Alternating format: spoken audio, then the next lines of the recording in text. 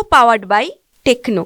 दादांचा दौरा 21 तारखेला दुपारी 3 वाजता येणार आहे.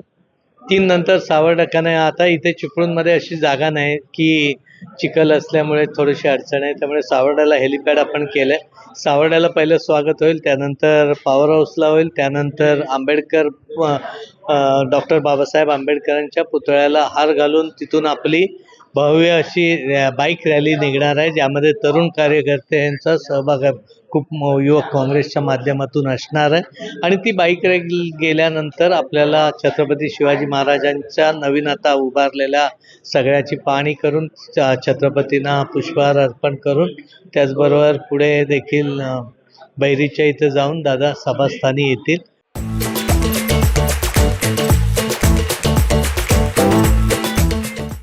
सभेच्या ठिकाणी रितसर पद्धतीने आपली सभा होईल आणि त्यानंतर काही लोकांच्या भेटीगाठी वगैरे करत करत मुस्लिम समाजाच्या हॉलला पण भेट देणार आहेत. त्याचं बांधकाम कशा पद्धतीने आहे, काय चाललं आहे, त्यासंबंधी एक तिथं होईल, पाहणी होईल. आणि मग 7 वाजल्यानंतर माटे सभागृहामध्ये महायुतीच्या पदाधिकाऱ्यांच्या भेटीगाठी होतील, त्यांच्याशी चर्चा होईल.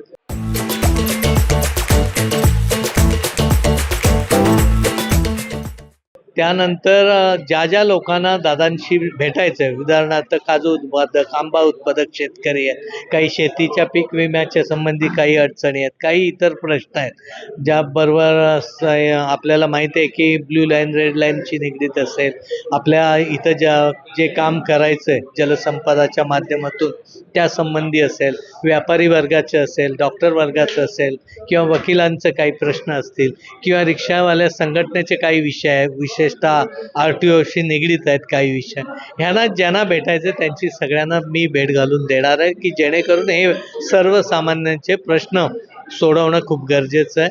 त्यामुळे ह्या सगळ्या गोष्टी होतील आणि मुक्काम करून दादा सकाळी निघून जातील. एकाच वेळी काका पुतणी चिपळूणमध्ये येत आहेत. शरददादा पवार जे आपल्याकडे 22 मुक्कामी आहेत, त्याच्यासोबत सगळं तुम्ही जाणार का? 23 जाहीर सभा आहे. नाही, आदरणीय पवार साहेब आमचं दैवत आहे आणि ते मनात तथा आहेत, त्यामुळे आम्ही तिथं जाऊन काय जाण्याचा चिपळूणला आहे मुक्कामी आहे. नाही, हा ते आता येणार आहेत ते पक्षाच्या समोरच्या उमेदवाराशी निगडीत, समोरचा आहे ना त्यांचा कोण ठरेल तो उद्या ज्यांच्या पद्धती त्याच्या प्रचाराच्या निमित्तानेच येणार आहेत. इतर कुठच्या कार्यक्रमाला असते तर निश्चितपणे जाऊन मी भेटलो असतो. दोन्ही अजितदादा असतील, शरद पवार असतील, हे राजकीय दृष्ट्या विधानसभेची तयारी करण्यासाठी इकडे येत आहेत असं दिसतंय, काय सांगाल? 100% ना. आता शेवटी जो तो आपापल्या पद्धतीने करणारच ना प्रचार. आता त्यामध्ये जे सोडून गेलेत त्यांच्यात तिथे पवारसाहेब निश्चितपणे येणार, ते काय आपण गृहीतच धरलंय. फक्त आता 10 मंत्री पण आहेत, त्यांच्या मागे लागायचे.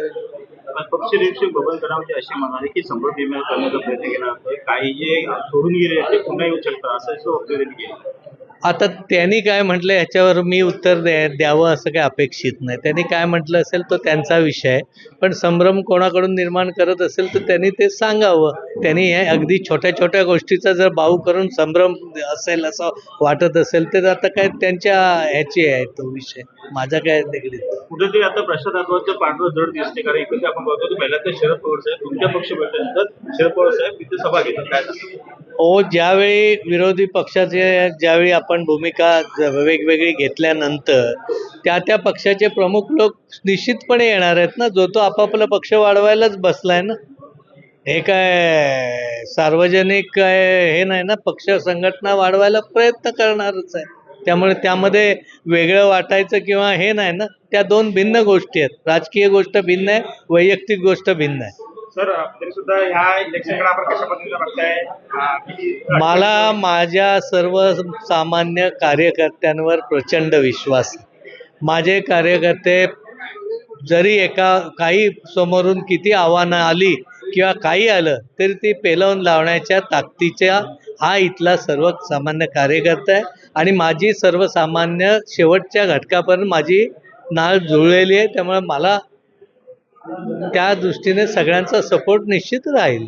को पॉवर्ड बाय टेक्नो.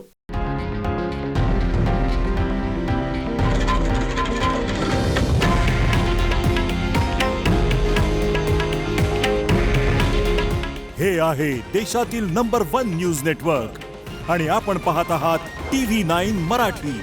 काळजी तुमची, हित महाराष्ट्राचं.